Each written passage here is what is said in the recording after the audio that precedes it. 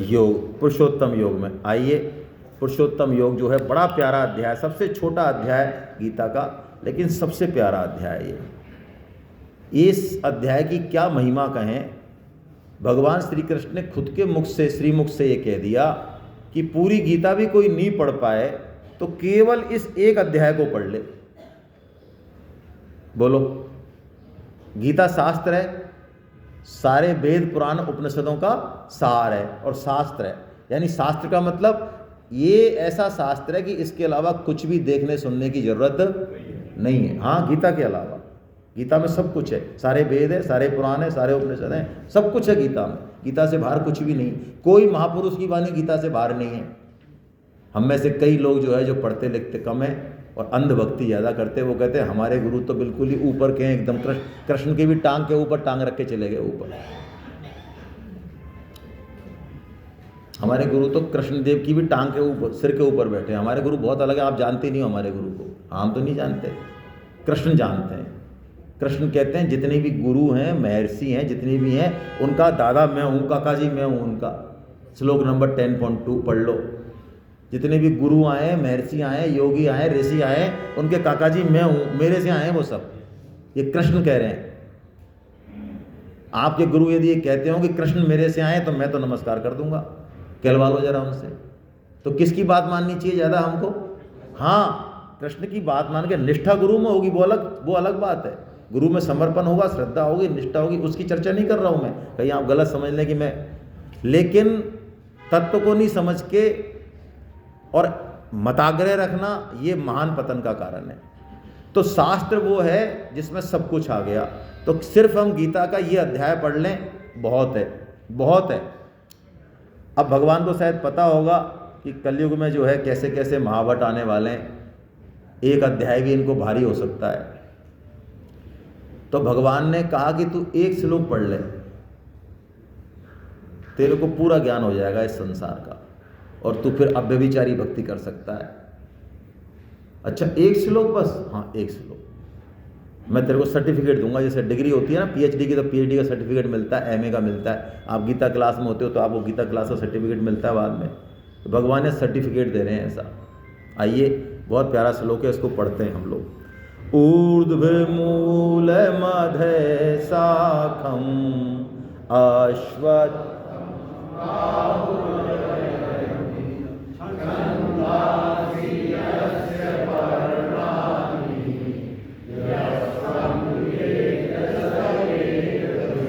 भगवान ने कहा इस संसार वृक्ष को, यानी पीपल का वृक्ष है ये संसार, इसको पीपल का वृक्ष बताया। इसको जो ऐसे जानता है जैसे मैं बता रहा हूं, तो वो वेदवित है, वो संपूर्ण वेदों को। क्या बढ़िया बात है, बोलो। ऐसा श्लोक, कितने श्लोक है वेदों में? 1,00,000 श्लोक है। कितने? और मेरी गारंटी है, हालांकि मैं ऐसे नहीं, इसको ऐसे मत समझना, मैं हर सेमिनार में पूछता हूँ ऐसा कोई है महानुभाव जिन्होंने वेदों को ठीक से पूरा पढ़ा हो? एक नहीं मिलता। मैं भी शामिल हूँ उसमें। समझने की बात नहीं हो रही है, किसकी बात हो रही है? सिर्फ पढ़ने की बात हो रही है। समझने की बात तो हो ही नहीं रही है, क्योंकि वेदों को समझना आसान नहीं है। लेकिन भगवान यहाँ कह रहे हैं कि यदि कोई एक श्लोक को पढ़ ले तो वो क्या हो जाएगा? वेदवित हो जाएगा। वेदवित यानी संपूर्ण वेदों को। अब बताओ, भगवान यदि सर्टिफिकेट दें तो कोई संशय है इसमें? कैसी बात है। देखो, मैं कहता रहा हूँ, लोग गीता पे भाषण देते हैं, गीता पे पढ़ते हैं। कल मैं जब एक फंक्शन में चला गया था, इसलिए नहीं आया।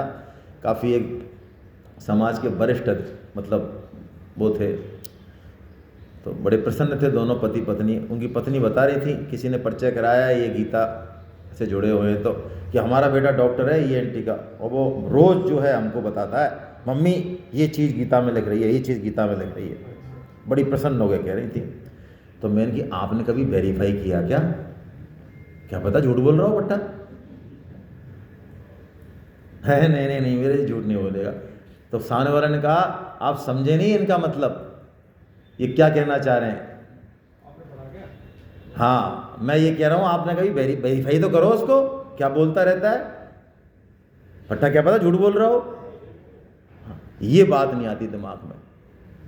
हमारे दादाजी पढ़ते थे, हमारी मामी जी पढ़ती थी, हमारे पड़ोसी तो बहुत प्रकांड पढ़। अरे तो तू तेरी बात करना भाई,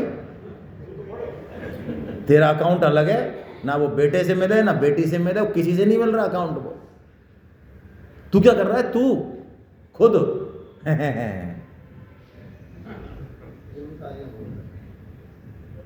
तो कैसा श्लोक है गीता का बताओ? एक श्लोक, मैं तो इस श्लोक को मैंने मतलब शुरू से पढ़ा, लेकिन मेरे को तो अभी 2-3 साल पहले मेरा इस पर ध्यान गया अचानक। मैंने कि बताओ भगवान ने क्या कह दिया इसमें? वेद विद कह दिया, संपूर्ण वेदों के तत्व को जान जाएगा यदि कोई इस एक श्लोक को ठीक से समझ ले, और अब व्यभिचारिणी भक्ति हो जाएगी उसकी। संसार में रात और दिन काम करते हुए, सब जगह सारा अपना बिजनेस नौकरी सब कुछ करते हुए, संसार समाज का काम करते हुए भी उसकी भक्ति अब व्यभिचारिणी बनी रहेगी। ये सूत्र है इसमें, इस एक ही श्लोक में। कैसे है ये सूत्र, अब हम थोड़ा समझते हैं इसको। भगवान ने इस संसार का रूपक बनाया पीपल का वृक्ष, लेकिन उस पीपल के वृक्ष को भगवान ने उल्टा लटका दिया। ये संसार रूपी वृक्ष की जड़ है ऊपर, और ये फैल रहा है नीचे, तना है ब्रह्मा जी, फिर ये फैल रहा है मनुष्य योनि, ये योनि, 84 लाख योनि, उनके अनंत कर्म, ऐसे बहुत लंबा चौड़ा है ये। लेकिन इसकी जड़ कहां से निकल रहा है? भगवान से निकल रहा है। आहा, तो देखिए इसका मतलब है कि ये संसार जो है ना, ये भगवान से मिलने की सीढ़ी है। ये जो संसार है, ये जो परिवार, शरीर और ये जो सामर्थ्य, स्वजन संबंधी, इसका मतलब इनके थ्रू हम कहाँ पहुँच जाएंगे? जड़ तक पहुँच जाएंगे। उद्देश्य जड़ तक पहुँचने का रहना चाहिए। जैसा कि बात हो रही थी ना अभी कि IIT का बच्चा पिक्चर भी देख रहा है तो इसलिए देख रहा है कि ठीक से मैं पढ़ाई करूं। हम अर्थ भी कर रहे हैं, काम भी कर रहे हैं, काम का सेवन भी कर रहे हैं, अर्थ का भी कर रहे हैं, सब काम कर रहे हैं हम संसार में, लेकिन उद्देश्य क्या होना चाहिए? जड़ तक पहुंचने का। क्यों? क्योंकि जड़ के बिना वृक्ष का कोई मतलब। अब देखिए कई लोग गीता इसलिए नहीं पढ़ते हैं कि साहब हमारा परिवार बिगड़ जाएगा, बच्चे कहीं सन्यासी नहीं हो जाए। कल ये बात आ रही थी। अब आप इस श्लोक के आधार पे देखो, हम सब गीता के साधक हैं, विश्वास करते हैं गीता पे, कि यदि हमको परिवार को भी यदि ठीक से रखना है, पल्लवित पुष्पित करना है परिवार को, संबंधों को, बिजनेस को, क्योंकि संसार में आते हैं ना ये सारी चीज, तो हमको कहाँ पानी देना चाहिए?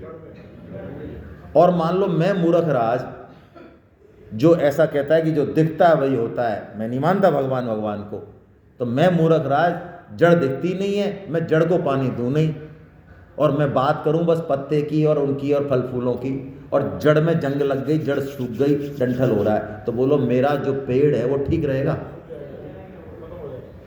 आप समझे बात?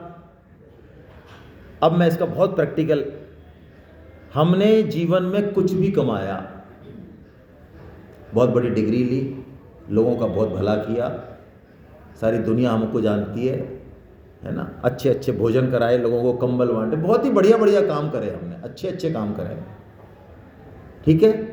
ये सब जीरो हैं, किसी के पास 1 जीरो, किसी के पास 2 जीरो, किसी के पास 5-5 जीरो भी हैं, 10-10 जीरो हैं, 10 फील्ड में उसका नाम है संसार में। लेकिन 10 जीरो का योग कितना होता है और 5 जीरो का योग? लेकिन किसी के पास 1 ही जीरो है, लेकिन उसने उस जीरो के साथ इस जड़ को पकड़ लिया, एक को पकड़ लिया, एक भगवान श्री कृष्ण को पकड़ लिया, तो उसकी 1 जीरो कितनी हो जाएगी? 10। ये जीवन जीने का सूत्र है।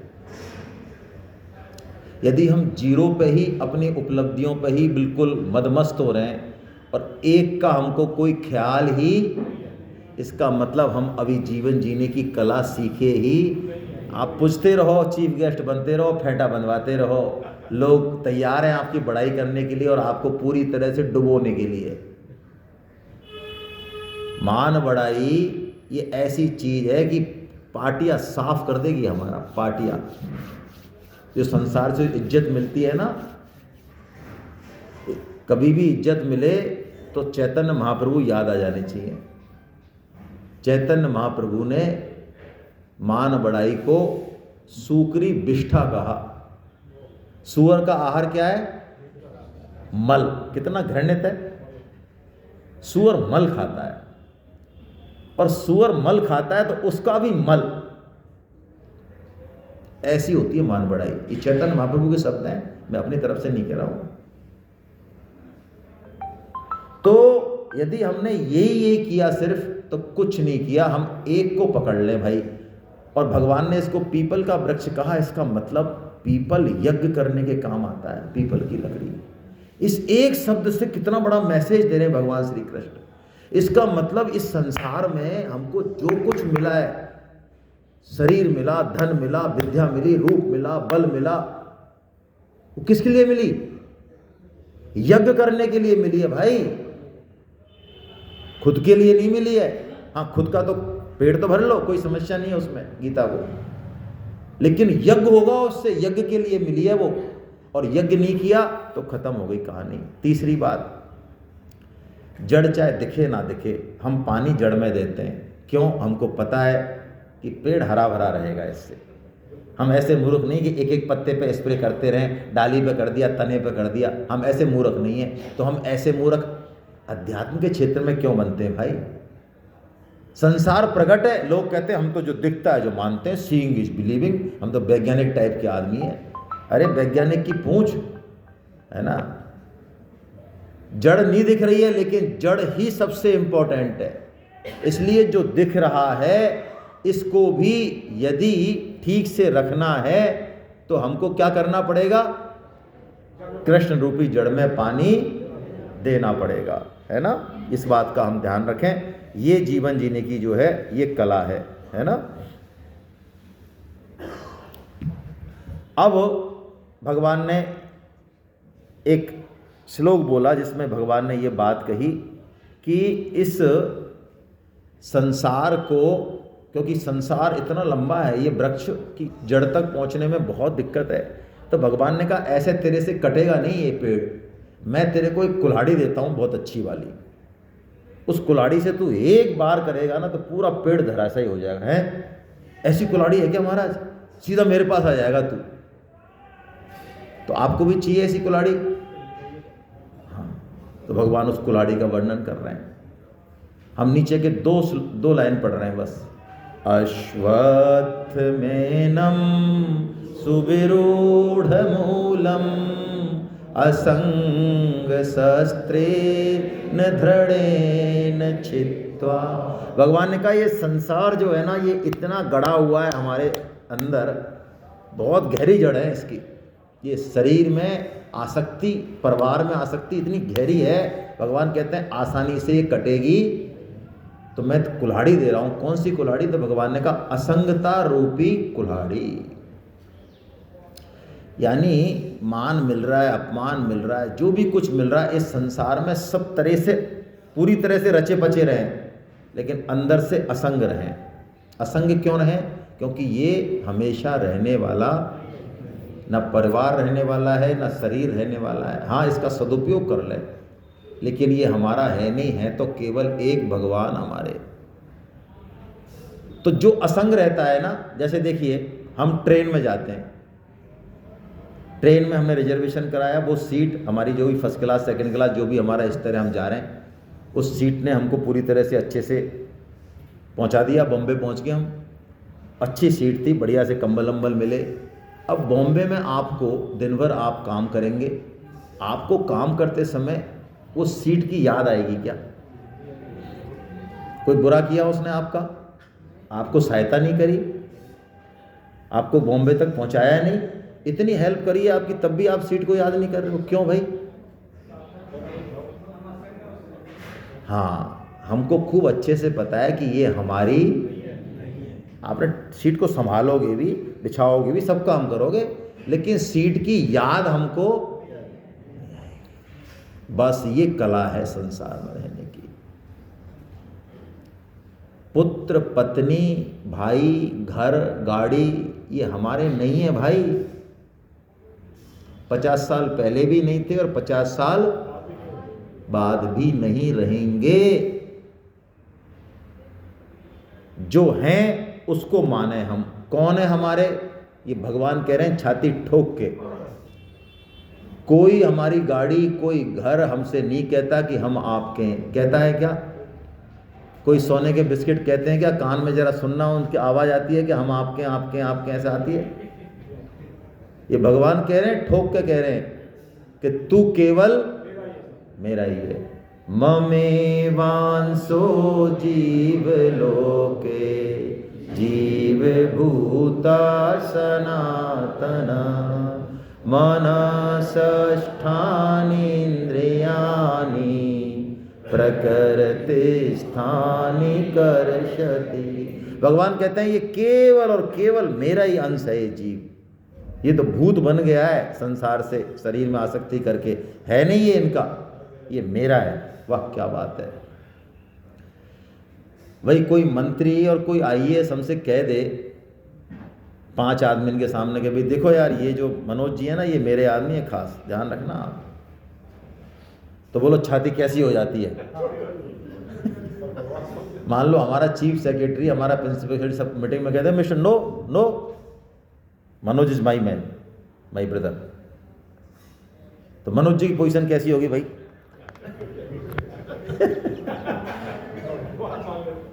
अब बताओ, उन सब आईएएसों के भी आईएएस, मंत्रियों के भी मंत्री हैं इस प्रकृति के संपूर्ण मालिक। मालिक उसे कहते हैं जो चीज़ों में चाहे जैसा बदलाव कर दे, वो है मालिक। हम अपने शरीर के मालिक नहीं हैं, हम समझते हैं नहीं मालिक। मालिक वो होता है, ऑर्डर कर दिया मिस्टर बाल सफ़ेद नहीं होना है तेरे को 80 साल तक, खबरदार। सफ़ेद होने की इच्छा हो तो पहले मेरे से परमिशन लेना, पूछना। बीमार नहीं पड़ेगा, ध्यान रखना, ये इट्स माई ऑर्डर। बीमार, अब बूढ़ा तो बिल्कुल ही नहीं होगा, मैंने कह दिया ना। ये है मालिकपना। क्या ऐसा है मालिकपना? काहे का मालिकपना है? कौन पूछ रहा है हमसे? भगवान मालिक है वास्तव में, और वो भगवान कह रहे हैं कि तू केवल और केवल। क्या बढ़िया बात भगवान ने कही भाई, कैसी बात कही। अंबानी कह रहा है, अडानी कह रहा है कि तू हमारा है भाई, है, हमको गोद ले लिया उसने, तो क्या परवाह है। अब भगवान ने हमको गोद ले लिया, इसलिए हमको भगवान की तरफ चलना ही चाहिए। और ऐसा जो इस संसार को जान जाए, वृक्ष को, और खुद को जान जाए, और भगवान को जान जाए, और भगवान से हमारा क्या संबंध है, ऐसा कोई समझ जाए, 3-4 बातें समझ ले, तो बस अब भगवान उसकी बात बता रहे हैं कि वो क्या करेगा, फिर उसकी रहनी करनी क्या होगी। वो साधक जो होगा वो कैसे चलेगा, कैसे बोलेगा, कैसे रहेगा, वो बता रहे भगवान। अब जो भगवान को अपना मान चुका है, संसार का वास्तविक स्वरूप समझ चुका है, उसका क्या होगा, क्या उसकी पहचान होगी, वो बता रहे भगवान। यो मामेवमसम्मूढो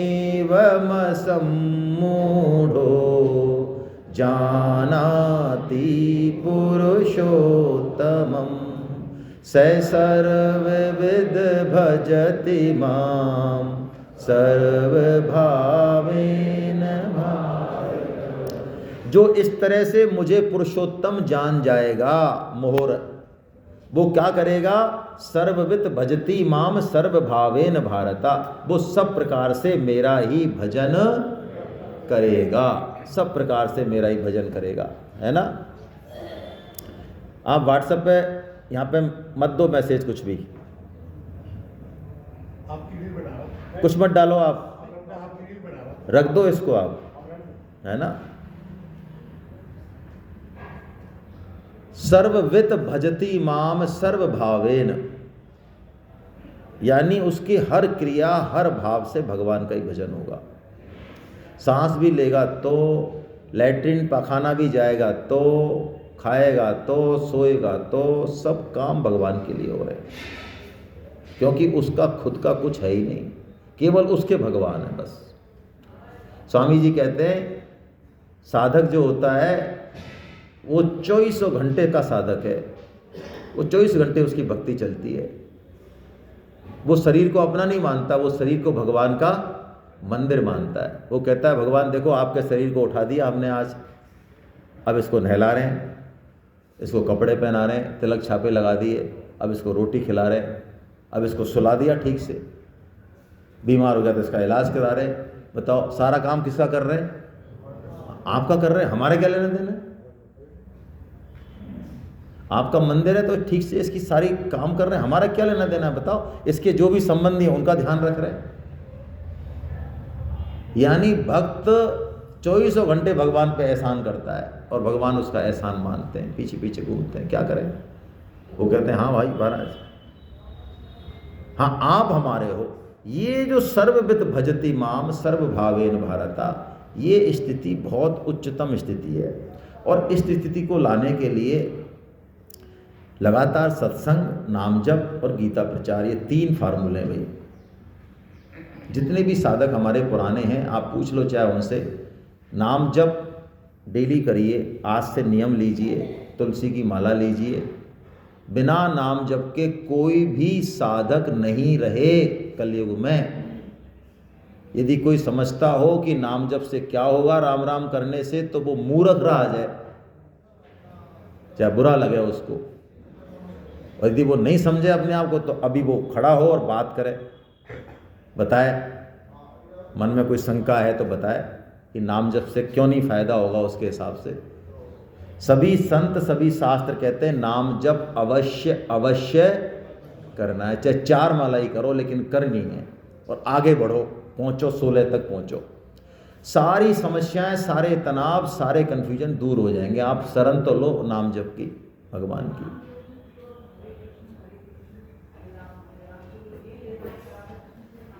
हाँ, बहुत अच्छा प्रश्न है। देखो, अब ऐसा प्रश्न आता है तो खुलती है बात। कलयुग में जो महामंत्र है उसको लेने में विधि निषेध कुछ नहीं है, ठीक है। इसलिए संस्तुति की गई है कि आप महामंत्र लें। यदि आप कृष्ण भगवान को मानती हैं तो हरे कृष्ण से शुरू कर दें, यदि राम को मानती हैं तो हरे राम से शुरू कर दें। इसके अलावा भी आप ले सकते हैं मंत्र, मना नहीं है, लेकिन उस मंत्र के क्या विधि निषेध हैं वो आप पूछिए। जैसे कोई गुरु मंत्र है, मान लो गुरु से मंत्र लिया, वो कर रहे हो आप, तो गुरु ने कुछ ना कुछ आप विधि निषेध बताया होगा। ये आसन बताया, ये तुलसी है, रुद्राक्ष है, या नहाना है, धोना है, पूरब की तरफ मुख करना है, बहुत सारे होते हैं। कलयुग में बहुत मुश्किल है, इसलिए महामंत्र चलते फिरते, बिना नहाए बिना धोए, बीमारी में कहीं भी ले सकते हो, कभी भी ले सकते हो। यदि गुरु मंत्र ले रखा है तो आपको सलाह है कि 1 माला गुरु मंत्र की कर लें पहले, उसके बाद 15 माला नाम जप की कर लें, हरे महामंत्र की कर लें, ठीक है ना। हरे महामंत्र की संस्तुति है, क्योंकि ये कलयुग में सबसे इफेक्टिव है और विधि निषेध नहीं है इसमें। बाकी में विधि निषेध होते हैं, और विधि निषेध जिसमें होते हैं ना, उसको यदि विधि निषेध का पालन नहीं करोगे तो नुकसान हो जाएगा, ठीक है। नाम जप, सत्संग, एक बार यदि गीता सुनने को मिल गई तो आप एक बार पढ़ के शांत मत होइए। हमारे पास लोग आते हैं, साहब अब तो हमने पढ़ ली गीता, अब क्या करेंगे? अब हम वही कर रहे हैं, दुकान पे बैठ के 2 दूनी 4 और 4 दूनी 8 पढ़ तो ली है साहब, आपसे तो पढ़िए। तो व्हाट्सएप नहीं देखा? व्हाट्सएप नहीं देखा अभी पिछले 25 साल में? और पति पत्नी का संग नहीं किया पिछले 25 साल में? और नोटों की गड्डी नहीं गिनी पिछले 25 साल में? अब भी गिननी है? हाँ, अब भी गिननी है। और काम भी करने हैं, तो गीता ही एक बार पढ़नी है।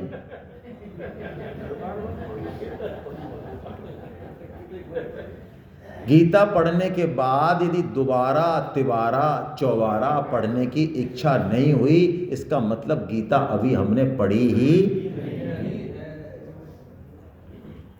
तो पहला नाम जप, दूसरा सत्संग, वो भी कौन सा? लगातार वाला, वरना मन कूद के निकल जाएगा। इसको 2-4 साल ट्रेनिंग देनी पड़ती है। तो गीता, भागवत, किसी में भी एडमिशन लें, लेकिन लें। अब आप सब लोग भागवत में एडमिशन ले सकते हो, क्योंकि भागवत में एडमिशन लेने के लिए गीता की क्लास पास करना बहुत ज़रूरी है। लेकिन वो, उसका हमने एक सॉल्यूशन निकाला। लोगों ने कहा आप यदि 3 दिन की सेमिनार अटेंड करते हो, 2 दिन की, 3 दिन की, तो आप भागवत क्लास के लिए एंटाइटल हो गए, क्योंकि आपने गीता को एक नज़र से देखा तो लिया। तो आप भागवत की क्लास में एडमिशन ले सकते हो। जरूर लें, छोड़ें नहीं अपने आप को।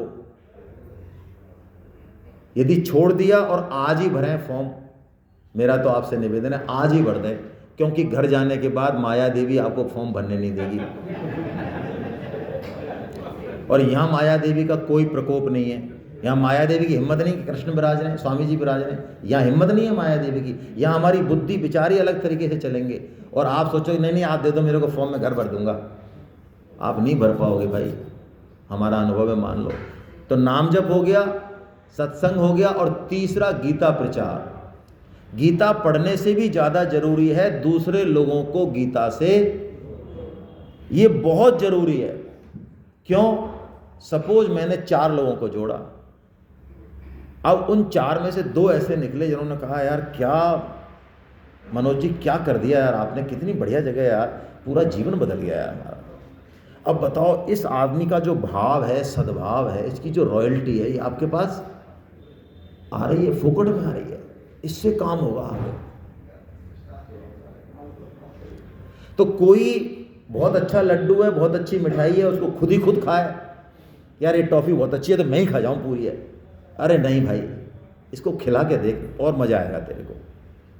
तो गीता पढ़ने से भी ज्यादा जरूरी है गीता का प्रचार। कब करें? पहले पढ़ेंगे साहब हम गीता। कई लोग कहते हैं साहब अभी तो हम आए हैं सेमिनार में पहली बार, अभी हम पहले गीता को समझेंगे फिर समझाएंगे लोगों को।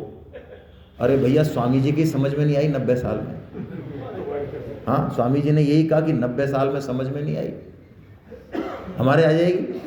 और हमको समझानी नहीं है गीता, हम नहीं समझा सकते, वो खुद ही समझेगा, हम तो खुद को समझा सकते हैं बस। तो गीता पढ़ी चाहे नहीं पढ़ी, गीता का प्रचार हर कोई कर सकता है। तो 3 काम आप ये करें। हम 1 जनवरी को जो अपने एरिया के जो पार्क हैं उसमें जाएंगे, हमने ये प्लान बनाया है, उसमें आप भी जाओ अपने एरिया के पार्क में, है ना। 7:30 से 1 घंटे 1.5 घंटे का रखेंगे, 9 बजे तक। पंपलेट ले जाओ, ये फॉर्म है गीता का, भागवत का एक ही फॉर्म है, ये ले जाओ, जेब में रख के। पंपलेट मिल जाएंगे, कुछ फ्री की किताबें मिल जाएंगी, है ना। क्या करना है? जो मूछें हैं बड़ी बड़ी वो नीची करनी है। हाँ, यही है काम असली। उस पार्क में जिसमें लोग आपको जानते हैं, वहाँ आप लोगों की थोड़ी सहलाओ, उनसे कहो भाई साहब रुको यार, आप गीता का फॉर्म भरो। अरे यार क्या कर रहे हो आप कब से इस चक्कर में पड़ गए? नहीं आप आओ, लोगों को संपर्क करो, कहो, वो माने तो और नहीं माने तो रिजल्ट चाहे 0/अंडा है, कोई समस्या नहीं है। हम सब लोग 1 तारीख को सुबह ये काम करने वाले हैं। आप आओ, आपके जहाँ पार्क में एक ग्रुप बना हुआ, मैं मैसेज छोड़ दूंगा, आज आपके सेमिनार में ज्वाइन करो, अपने 1 घंटे की सेवा दो, बहुत अच्छा है। प्रचार करो, ऐसे करो, नहीं तो अपने रिश्तेदारी में करो, दोस्तों में करो, फ़ोन करो, संकल्प लो इतने प्रचार करूँगा, करके देखो। इससे आप ये मत समझना हमारा कोई फ़ायदा हो रहा है ना, इससे खुद का फ़ायदा होता है। जो व्यक्ति भगवान के काम के लिए अपने पद का, सामर्थ्य का, मान अपमान से ऊपर चला जाता है, वही वास्तव में भगवान की सेवा करेगा। मूछें बड़ी बड़ी रख के भगवान की सेवा नहीं होती, वो पैसे वाले करते हैं, वो नहीं चाहिए भगवान को। तो 3 काम कोई व्यक्ति यदि करेगा लगातार, क्या बताया मैंने? नाम जप, लगातार सत्संग नहीं, लगातार सत्संग, और तीसरा गीता प्रचार, काम हो गया बस। राधे राधे बोलो, अजय जय बोलो, कुछ नहीं चाहिए इसके अलावा, कुछ भी किसी भी ग्रंथ में नहीं है इसके अलावा। सब ग्रंथों का सार है ये। गीता निचोड़ लो, भागवत निचोड़ लो, उपनिषद निचोड़ लो, इन 3 के अलावा चौथी चीज नहीं आती है। और यही है हमारा गीता। हमारे गीता की क्लास चलती हैं, अभी हमारा सेशन शुरू होगा फरवरी के फर्स्ट वीक में। आप गीता क्लास का रजिस्ट्रेशन कराओ, जरूर कराओ। गीता पढ़ चुके हो, भागवत का करा लो, ऑफलाइन कराओ। हमारा आपसे निवेदन है, आप सब जयपुर के, मैं चाहता हूँ आप ऑफलाइन कराएं, थोड़ा सा हिलाएं शरीर को। और अब तो जयपुर में 35 सेंटर हैं फिलहाल, कम से कम 50 होंगे इस साल, 35 तो पुराने हैं। तो आप जहाँ आप घर का रेडियस खींचोगे 1-2 किलोमीटर का, वो क्लास मिल जाएगी। 6 सेंटर 7 सेंटर तो मानसरोवर में चल रहे हैं। आपको जोंटवाड़ा चाहिए, आपको विद्याधर चाहिए, आपको वैशाली चाहिए, आपको जहाँ चाहिए वहाँ मिल जाएगा सेंटर। क्यों डरते हैं? भरें विद ऑफलाइन, और ऑफलाइन भरें। ऑफलाइन नहीं आ पाएँ, कोई समस्या हो तो हम आपको ऑनलाइन कर देंगे, कोई दिक्कत नहीं। और बिल्कुल ही कोई दिक्कत है तो ऑनलाइन भरें अवश्य। जुड़ें इससे। और उससे ज़्यादा ज़रूरी है जो आपकी बात सुनते हैं घर में बच्चे हैं कोई भी, उनको भी जोड़ें। मैं बहुत स्पष्ट रूप से कहता हूँ, हालांकि खुद का उदाहरण नहीं देना चाहिए। आपका बेटा IIT कर रहा है ना, तो भी मेरा तो ऐसा मानना है कि उसको गीता पढ़ना जरूरी है, आप चाहे कुछ भी समझते हो। और आप ऐसा मूर्ख मत समझना मुझे, मेरे बेटे ने भी IIT बॉम्बे से किया है और उसने गीता का कोर्स किया और उस कोर्स के बाद उसकी रैंक, उसका सिस्टम सुधरा, खराब नहीं हुआ। क्योंकि गीता वो देती है, वो प्रज्ञा देती है, वो बुद्धि देती है, जो काम 6 घंटे में होता है वो 3 घंटे में हो जाएगा। आप समझो इसको, ये विज्ञान है। गीता का श्लोक है, मैं अभी टाइम दूसरी तरफ चला जाएगा, ये प्रूव्ड है। ये कोई गप गोष्ठ नहीं है कि ऐसे ही कह रहे हो ना, है ही नहीं। जब जड़ सुधरती है ना, जड़, तो सब चीज सुधरती है ऊपर तक। तो हम करें इस काम को जल्दी से। जो है हम लोग एक फीडबैक सेशन लेंगे, फिर मैं नेक्स्ट अध्याय लूँगा। फीडबैक सेशन में क्या करना है, आप सबसे हम चाहते हैं, विशेषकर नए साधकों से, पुराने साधक चाहे नहीं बोले, है ना, नए साधक अपना नाम बोल दें,